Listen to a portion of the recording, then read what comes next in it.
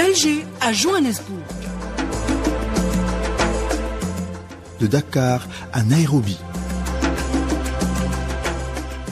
L'Afrique révèle son histoire, ses rythmes et saveurs.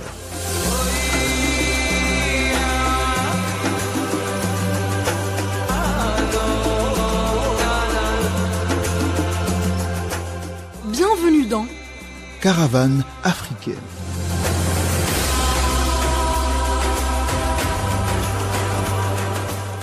Misafara ya Afrika.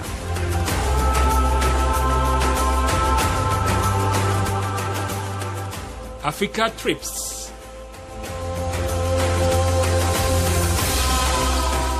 Où chaque ville vous livre ses secrets.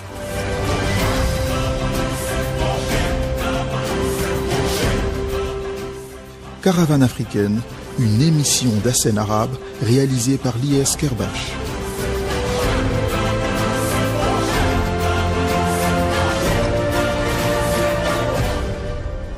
Prêt à embarquer?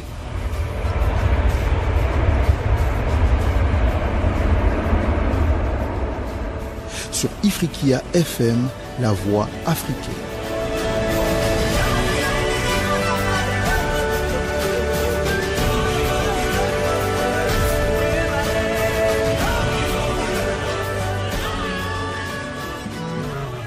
Je vous chante ma nostalgie, ne riez pas si je rougis, mes souvenirs n'ont pas vieilli, j'ai toujours le mal du pays. Ça fait pourtant 25 années que je vis loin d'où je suis né, 25 hivers que je remue, dans ma mémoire encore émue. Le parfum, les odeurs, les cris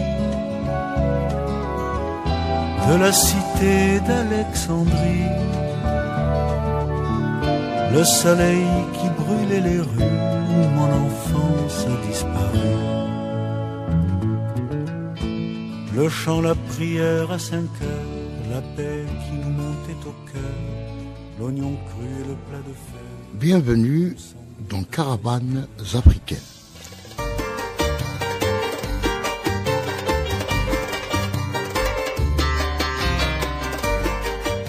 Notre destination aujourd'hui est Alexandrie, une ville mémoire. Un hors-monde, nous dit le poète grec Cavafi. Capitale de la mémoire pour Durel.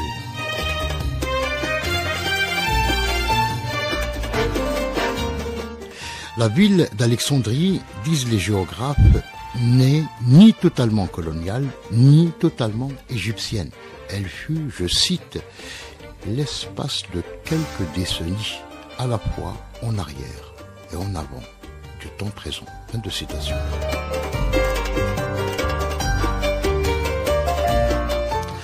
Pour découvrir la ville d'Alexandrie, c'est un voyage dans l'espace et dans le temps qu'il faut. Ce voyage, nous allons l'effectuer sur les ondes d'Ifriqiya FM en compagnie de Mezhour Al-Hayani et de Samuel Akizimana.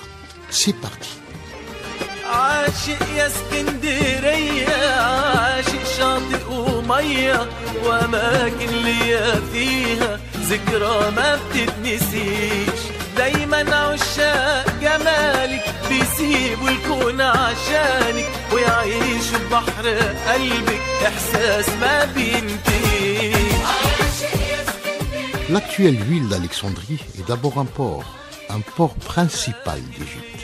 C'est aussi un immense centre commercial, une ville touristique par excellence. Alexandrie constitue aussi une métropole industrielle où sont raffinés pétrole et asphalte, où sont produits textiles à base de coton, nourriture industrielle, papier, matières plastiques et polystyrène. Alexandrie, dont la configuration actuelle relève de celle d'une ville qui cache un passé et une histoire glorieuse depuis sa fondation par Alexandre le Grand en 331 avant notre ère.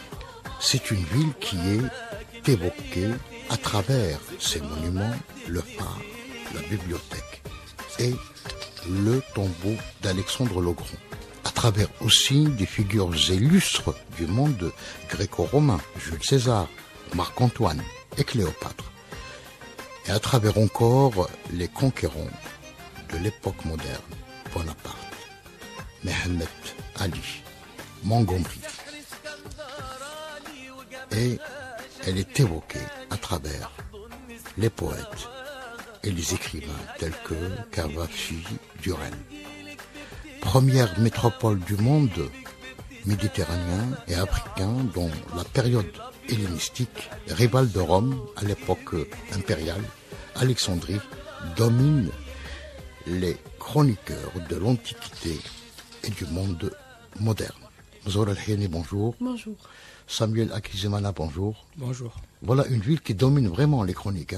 Elle a dominé les chroniques anciennes et les chroniques modernes. Elle continue à les dominer. Oui, effectivement. Donc, comme vous avez dit à l'introduction, c'est une ville qui était née en 331 avant Jésus-Christ, qui était rêvée par Alexandre le Grand. Malheureusement, il n'a pas vécu pour la voir. Ce qu'elle est devenue. 4 ans après, il est décédé jeune, donc dans ses conquêtes. Mais après, on dit qu'il est revenu. Sa dépouille est revenue, mais on ne sait pas où il est enterré. C'est le mystère. C'est pourquoi le mystère. Ça alimente la chronique effectivement de cette ville. Et c'est pour ça qu'on dit que toute la ville d'Alexandrie, c'est un mystère d'ailleurs. Ouais. Et il y a beaucoup, la bibliothèque par exemple, elle a disparu. On ne sait pas comment. Certains disent par les feux de César. Certains disent on a bradé les livres. Certains disent par les conquêtes, certains disent pas, elle est sous la Méditerranée, donc on ne sait pas exactement, surtout la bibliothèque centrale.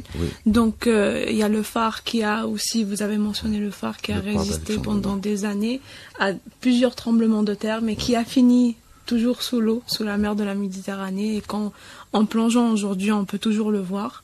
C'est une ville mystérieuse, c'est une ville merveilleuse. On dit toujours que c'est la Silicon Valley de l'époque, parce que en parlant de la bibliothèque, elle a regroupé les chercheurs et les connaisseurs du monde entier dans cette bibliothèque. Donc ils étaient toujours regroupés là, logés, en train d'étudier. Donc tout ce qu'on a étudié à présent en mathématiques, en médecine et tout, les premières recherches ce sont à Alexandrie que se sont faites. Donc c'est là où les gens ils rêvaient toujours d'étudier, d'aller à Alexandrie pour continuer leurs recherches. Et surtout la bibliothèque, elle est connue du fait que les Ptolémées, c'est eux qui les Ptolémées, c'est eux qui faisaient ils collectaient les livres. Oui. Donc on trouvait tous les livres du monde entier, et on dit que à chaque fois que quelqu'un débarque sur le port, on lui confisquait les livres pour les mettre à la bibliothèque. Et surtout, on stockait pas les livres pour les stocker, mais il y avait des gens qui faisaient la traduction. Ça veut dire toute la connaissance du monde entier, on donnait la chance aux autres aussi de comprendre. Donc ils faisaient la traduction dans toutes les langues qui étaient à leur disposition à cette époque-là. Donc c'était une ville où malheureusement je dirais que on a échoué de faire la même chose actuellement. Malgré tous les efforts, je pense pas qu'on va atteindre. D'ailleurs, les historiens disent que c'est une ville qui dissimule un petit peu tous ses trésors, Samuel Akizimana. Oui, c'est une ville qu'on peut dire dans sa configuration actuelle, c'est-à-dire on n'a pas mis en valeur cette richesse mémorielle. Oui, parce que comme je peux déjà rebondir directement en montrant déjà à travers Ptolémée, parce que quand je dois parler de Ptolémée, il faut comprendre déjà que c'était une famille, parce qu'il y a Ptolémée Ier, il y a fils, etc. Donc on voit c'est une dynastie, c'est-à-dire que il y avait ce côté-là, cette richesse, parce que comme on peut le dire dans le jargon actuel comme un pôle de connaissances et de richesses qui caractérisait le monde de l'époque. Parce que si on regarde, on estime entre 400 000 et 700 000 papyrus de connaissances dans différents domaines, que ce soit la philosophie, que ce soit la médecine, que ce soit les mathématiques, que ce soit le savoir. Donc il y avait toutes des connaissances. Comme Zohra était en train de le dire, c'est-à-dire qu'il mettait à l'œuvre cette volonté de préserver et de transmettre ce qui était reçu. Et si on regarde déjà à travers la fondation de Alexandrie, comme ils auraient parlé directement avec le fondateur Alexandre le Grand, on voit déjà que lui, dès l'époque, même avant la fondation, il voulait faire d'Alexandrie ce qu'on peut dire un pont entre le monde oriental et occidental. C'est-à-dire que lui, il savait que ça pouvait être cette porte-là qui devait servir entre les deux pôles. Et on voit directement, même à travers ce que nous était en train de dire avec le phare d'Alexandrie. C'est-à-dire que si on parle d'Alexandrie, notamment avec le côté de leur port, etc., on voit que c'était cette réussite qui caractérisait l'époque de cette époque, parce que si on regarde à travers les âges, parce que c'est pour ça quand on parle d'Alexandrie, on remonte de très lointaines, on commence par le fondateur Alexandre le Grand, et on arrive donc de moins 331 avant Jésus-Christ, on arrive même pendant l'époque, la période ottomane et arabe, où on va voir que c'est le commerce qui va prendre plus de l'ampleur. On peut aller vers le 19e siècle, 18e, 19e siècle, 19e, 20e siècle, avec Mohamed Ali qui va essayer de remettre cette faveur d'Alexandrie de l'époque, où on voit que Alexandrie va connaître un nouvel essor avec des nouvelles infrastructures, des canaux, des ports, etc., des écoles. En fait, on voit que c'est une dynastie, c'est une richesse qui malgré les différents chutes, mais là, c'est préservé de temps à temps et d'âge en âge, à tel point que ça continue. Jusqu'à présent, on dit, il y a toujours ce côté, on dirait, c'est comme si c'est une mythe, cette ville, parce que les gens n'arrivent pas à les définir réellement, parce que c'est tellement de choses que les gens n'arrivent même pas à expliquer à travers. Et quand on visite Alexandrie aujourd'hui, comme disait d'ailleurs Naguib Mahfouz, le plus grand écrivain donc égyptien, Alexandrie, c'est le passé et le futur, la tradition et la modernité, tout se mélange. C'est-à-dire le visiteur, quand il débarque donc en Alexandrie, il va chercher une image rêvée de cette ville. Qu'il ne retrouve pas. Oui, effectivement, il ne retrouve pas. Malheureusement, on a perdu beaucoup de choses et ça s'est effacé avec le temps. Ça s'est effacé et malgré, comme je disais tout à l'heure, malgré tous les efforts, ils ont essayé de construire la bibliothèque. C'est vrai, c'est bien, mais ce n'était pas comme la bibliothèque de l'époque. Ce n'était pas comme ce qu'elle était. Donc, on n'a pas réussi à copier cette version d'Alexandrie et jamais. Bon, je dis pas jamais, mais on n'a pas atteint encore ce niveau à faire d'un hub scientifique et culturel où on va regrouper tous les chercheurs du monde, etc. Donc c'est ce qui est malheureux. Quand on voit les recherches, c'était la médecine, tout le monde rêvait de partir à Alexandrie parce que il faisait la dissolution sur le corps humain, alors qu'ailleurs c'était interdit. Donc à Alexandrie, avec la tolérance des Ptolémées, c'était toléré, et puis ils sont arrivés à étudier les moindres détails du corps humain, et le cerveau, etc. Et quand on voit par exemple le phare, c'était un hub commercial. On dit toujours que si on veut du pain à Rome, ça passait par le port d'Alexandrie, parce que c'est eux qui contrôlaient le commerce du grain. Et le phare, il assurait la sécurité commerciale. Donc c'est pour ça il était très important. Et en fait, les gens, à cette époque-là, il y avait que des chercheurs, il y avait que des intellectuels à Alexandrie, en vrai. Il y avait tous ces intellectuels du monde entier qui étaient regroupés dans un seul endroit. Et après, avec tout ce qui s'est passé, l'instabilité, etc., ils ont commencé à fuir l'un après l'autre, surtout après les feux. Donc c'est ce qui est malheureux. Oui, moi j'aimerais rajouter... Avant de rajouter quelque chose, je propose d'écouter une chanson, donc dédiée à cette ville, cette grande ville égyptienne, Alexandrie, et puis on revient juste après.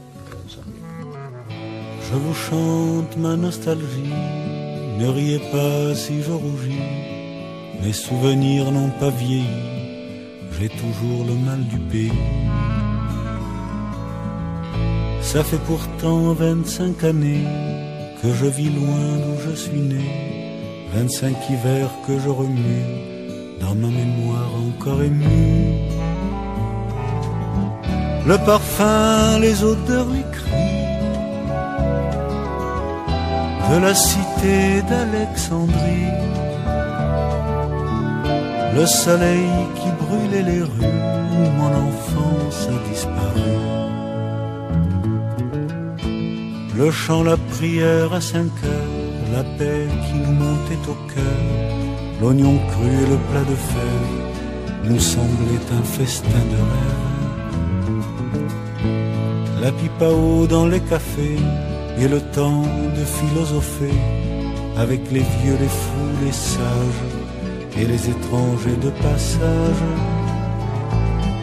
Arabes, grecs, juifs, italiens, tous bons méditerranéens, tous compagnons du même bord, l'amour et la folie d'abord. Je veux chanter pour tous ceux qui ne m'appelaient pas Moustaki. On m'appelait Jo ou Joseph, c'était plus doux, c'était plus bref. Amis des rues ou du lycée, amis du joli temps passé, nos femmes étaient des gamines, nos amours étaient clandestines. On apprenait à s'embrasser, on n'en savait jamais assez.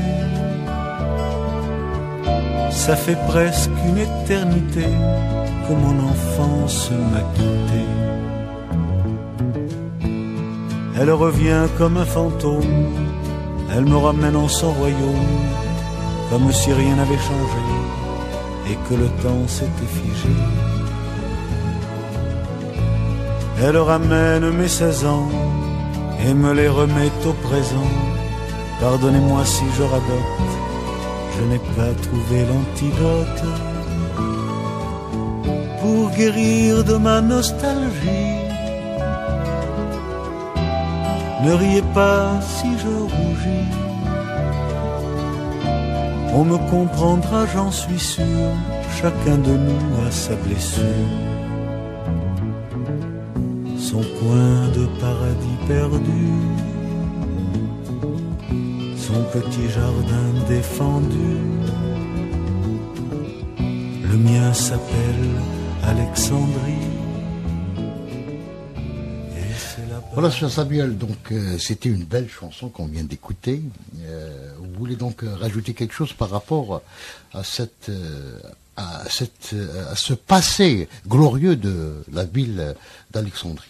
Oui, effectivement, moi je voulais rebondir sur 2 citations un peu emblématiques que j'ai trouvées quand on parlait de la bibliothèque d'Alexandrie ou bien du phare d'Alexandrie. J'aimerais le dire parce que ça m'a touché concernant déjà la bibliothèque, où une personne a dit la bibliothèque d'Alexandrie n'était pas seulement un bâtiment, elle était un rêve, le rêve que le savoir n'a pas de frontières. Et ce rêve aujourd'hui encore habite les pierres de la Méditerranée et les mémoires du monde. C'est-à-dire qu'il y a toujours cet engouement et c'est ce que vous disiez avant la chanson en disant c'est-à-dire que les gens, quand ils partent là-bas, ils recherchent ça, ils veulent retrouver ce côté-là, mais après on retrouve quelque chose d'autre. Et puis par après sur le phare. Et puis le phare c'est l'élément important parce que c'est devenu une métaphore. Ça faisait. On parle du phare d'Alexandrie quand on parle de la littérature, quand on parle des arts, etc.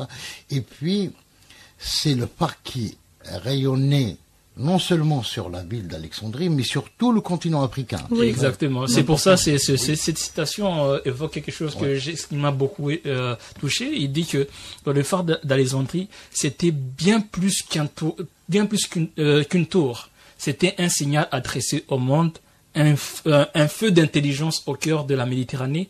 Aujourd'hui encore, son souvenir illumine l'histoire et l'humain. Ça montre un peu ce côté de l'importance de cette phare qui symbolisait cette lumière qui brillait autour du monde, autour de l'Afrique, mais aussi autour du monde, parce que quand on revient même à travers Alexandre le Grand qui disait il voulait que ça soit un pôle reliant le monde occidental et le monde oriental. C'est-à-dire qu'il y avait ce phare-là. C'est-à-dire que à cette époque, Alexandrie symbolisait cette réussite, parce que quand on regarde dans tous les domaines, que ce soit la médecine, etc. On s'est tourné vers l'Alexandrie. Et cette phrase que Mesroura disait, et vous que vous avez répondu dessus en disant, même pour chercher un pain, pour aller à Rome, on disait, on doit passer par l'Alexandrie. C'est pour montrer que tous les connaissances... C'était un passage obligé.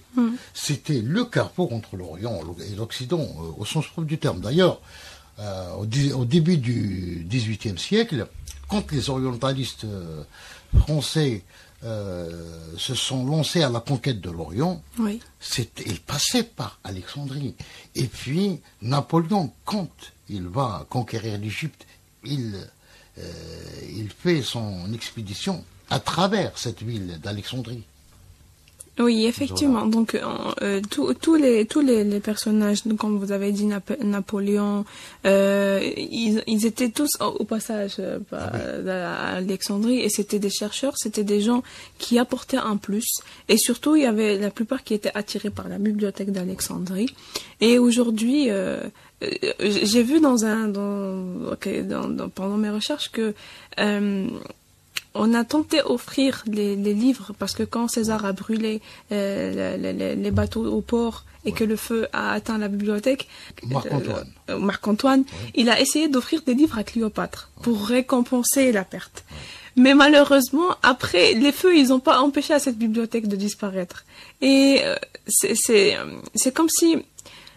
C'est malheureux de voir que aucun effort n'a été aménagé ou n'a pu empêcher cette perte de cette ville. Parce qu'aujourd'hui, quand on parle d'Alexandrie, c'est vrai que c'est un mélange de sentiments entre le passé, entre le présent et le passé. Et quand on y va là-bas, on est ébloué, même les archéologues, etc., ils disent toujours qu'à chaque fois, chaque couche, ça représente une époque. Ah oui. Il y a tout, on peut trouver un peu de tout. Ottoman, arabe, tout. Vraiment, on trouve... pratiquement 2 millénaires et demi d'existence. Et ça, c'est merveilleux et c'est génial à voir. Mais malheureusement, aujourd'hui, ce que je veux dire, c'est que on n'a pas le même feeling, on n'a pas les mêmes efforts qui étaient avant. Ça et ça c'est pour tout le continent africain. Et puis c'est la ville qui n'était pas simplement un carrefour. Tout à l'heure on disait que c'était un carrefour entre l'Orient et l'Occident. C'était le symbole également de l'alliance entre l'Occident et l'Orient, entre Cléopâtre et Jules César. Et peut-être c'est une alliance qui allait d'ailleurs déboucher sur la chute de l'Empire romain. Oui, effectivement. Certains disent que la chute de l'Empire romain a commencé à Alexandrie. Alexandrie. Oui. Oui, effectivement, parce que il faut déjà regarder à cette époque-là, parce qu'on va parler des Cléopâtre et Jules César, il faut comprendre déjà qu'à cette époque-là, c'était indétournable passer par Alexandrie, parce que tout ce qui était agriculture, notamment aux côtés de blé, à cette époque même, c'est eux qui servaient qui donnaient du blé au niveau de Rome, etc. C'est-à-dire qu'il y avait cette collaboration, etc. Parce que, comme on venait de dire, c'est à travers cette belle femme qu'on peut dire à Cléopâtre on peut dire qui a causé un peu la chute de... Qui marque toujours l'imaginaire égyptien, mais aussi africain. Et d'ailleurs, j'aimerais ajouter quelque chose à ce que vous avez dit, parce qu'il y avait Edouard Saïd, c'est un penseur postcolonial palestinien américain, qui avait dit une phrase, c'est que Alexandrie est l'une des premières villes où l'Orient et l'Occident ont cessé de s'opposer pour commencer à se traduire l'un à l'autre. C'est l'alliance, c'est la ville de l'alliance donc entre l'Occident, et elle le fut pendant des années. Oui, et donc il voit Alexandrie comme l'ancêtre du monde postcolonial moderne. Et ça, c'est extraordinaire. Et on dit toujours que Alexandrie a tenté ce que Alexandrie a tenté, aucune civilisation ne l'a refait depuis. Offrir le savoir du monde sans frontières dans une même langue partagée. Parce que déjà, il traduisait tous les livres qui confisquaient. C'est là où on voit... Donc, d'ailleurs, on a retrouvé des pierres comme la fameuse pierre de Rosette. Rosette, par Napoléon. C'est à la fois donc le grec, le démotique, et les hiéroglyphes. Donc, pour vous dire un petit peu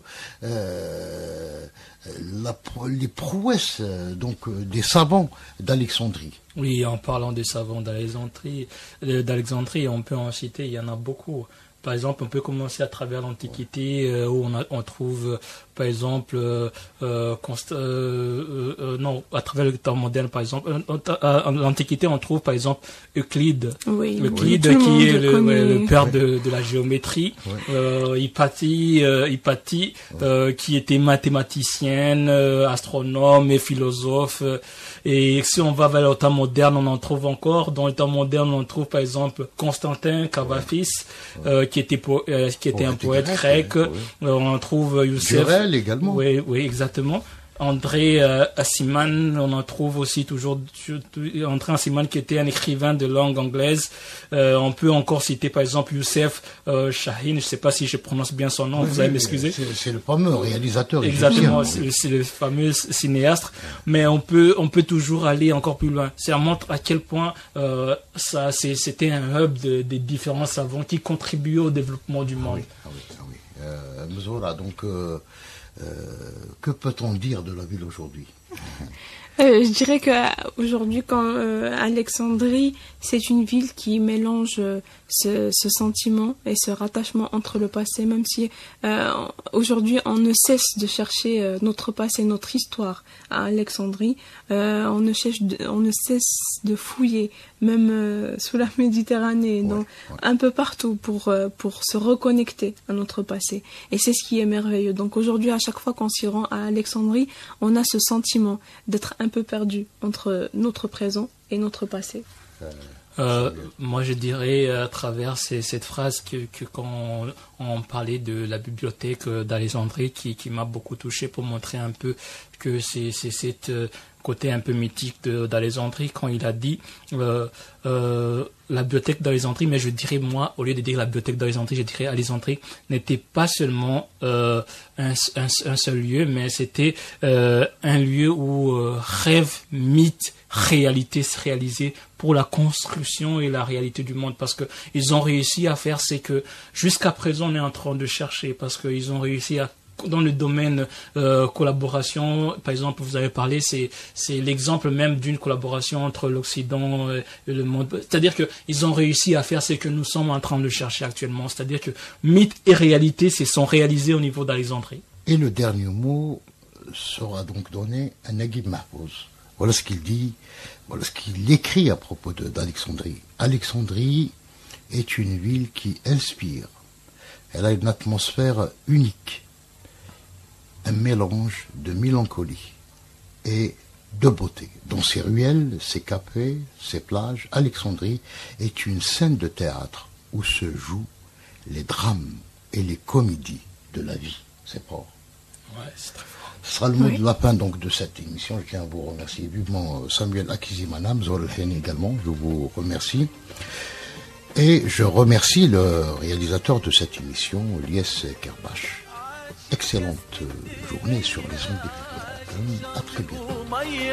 وأماكن ليا فيها ذكرى ما بتتنسيش دايما عشاق جمالك بيسيبوا الكون عشانك ويعيشوا ببحر قلبك إحساس ما بينتهيش عاشق يا اسكندرية عاشق شاطر ومية وأماكن ليا فيها ذكرى ما بتتنسيش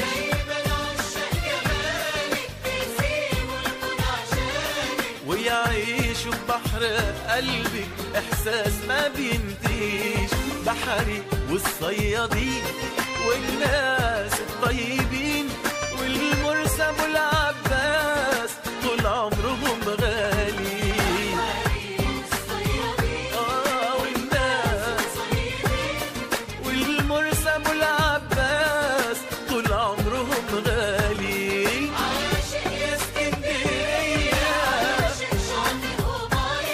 وأماكن ليا فيها ذكرى ما بتتنسيش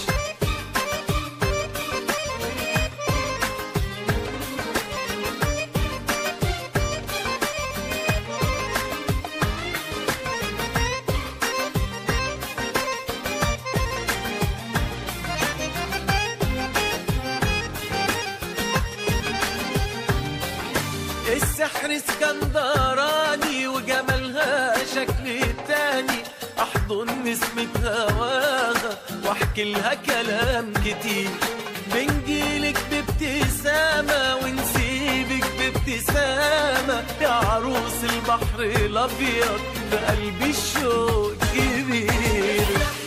اسكندراني تاني احضن نسمة هواها واحكي لها كلام كتير، ونسيبك بابتسامة يا عروس البحر الابيض في قلبي الشوق كبير. بحري والصيادين والناس الطيبين والمرسى ابو العباس طول عمرهم غاليين. والناس الطيبين والمرسى ابو العباس طول عمرهم غاليين. عاشق يا اسكندرية وأماكن ليا فيها ذكرى ما بتتنسي.